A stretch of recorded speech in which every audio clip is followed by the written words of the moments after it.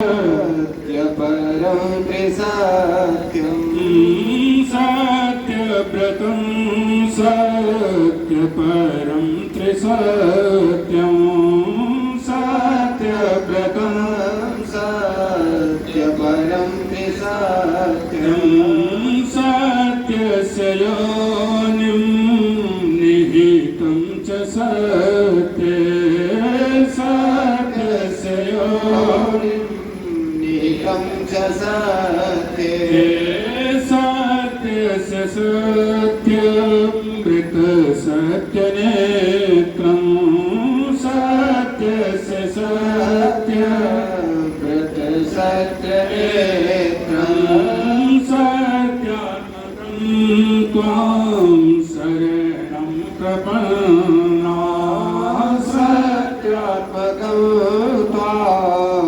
शरणं प्रपन्ना सत्यात्मकं त्वां शरणं प्रपन्ना सत्यात्मकं त्वां शरणं प्रपन्ना। इस प्रकार से स्तुति करते हैं और भगवान का स्वागत करने के लिए 2 लाइन सुनाऊंगा, ज्यादा सुनाने का समय नहीं। भगवान का स्वागत करते हैं।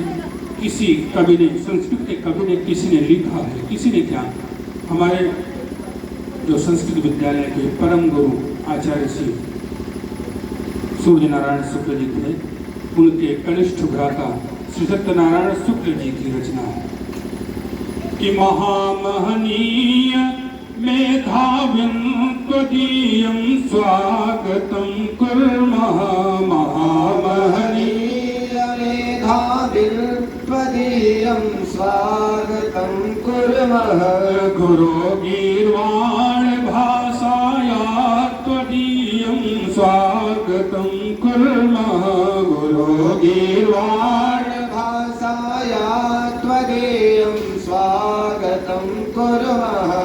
इस प्रकार से स्वागत कर रहे हैं भगवान का। और जैसे ही ठीक 12 बजे आविरासीन यथा प्राच्यान्द सिंदूर पुष्कलः, जैसे प्राची दिशा में चंद्रमा का उदय हुआ हो, इस प्रकार से भगवान शंख चक्र गदा पद्म लेकर के प्रकट हुए। आप लोग शांति से बैठे रहेंगे, हल्ला नहीं करेंगे। अगर भगवान के गोकुल पहुंचने से पहले अगर आप लोग हल्ला मचा दिए और कंस मामा जग गए तो फिर किसी की खैर नहीं। बोलो सच्चिदानंद भगवान की जय। तो इसलिए अब जैसे ही भगवान प्रकट हुए, देवकी वसुदेव ने हाथ जोड़ा, भगवान की स्तुति किया।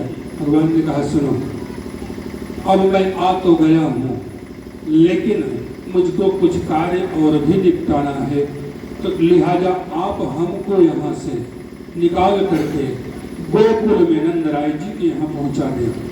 वसुदेव जी ने कहा प्रभु, हथकड़ी बेड़ी, इतना बड़ा पहरा, और इसके बावजूद 7 दरवाजे के अंदर कैसे आपको लेकर के जाऊंगा। भगवान ने कहा आप हमारा विश्वास रखो, व्यवस्था मैं बना दूंगा। बोलो सच्चिदानंद भगवान की जय। और जैसे ही भगवान को अपनी गोदी में उठाया, एक टोकरी पड़ी हुई थी, उठा करके शीश पर रखा, तो परमात्मा को शीश पर रखते ही जितने भी बंधन थे अपने आप चटाचट टूट गए, और जितने भी पहरेदार थे सो गए, दरवाजा खुल गया। और जब भगवान बाहर की ओर निकलते हैं, वसुदेव जी बाहर की ओर निकले भगवान को लेकर के, तो जब अब भगवान भी घनश्याम, और मेघों को भी घनश्याम कहा जाता है, तो मेघों ने शुरू कर दिया बरसना। कहा हमारे प्रभु आए हैं तो हम बरस करके स्वागत करेंगे, और बरसना शुरू कर दिया।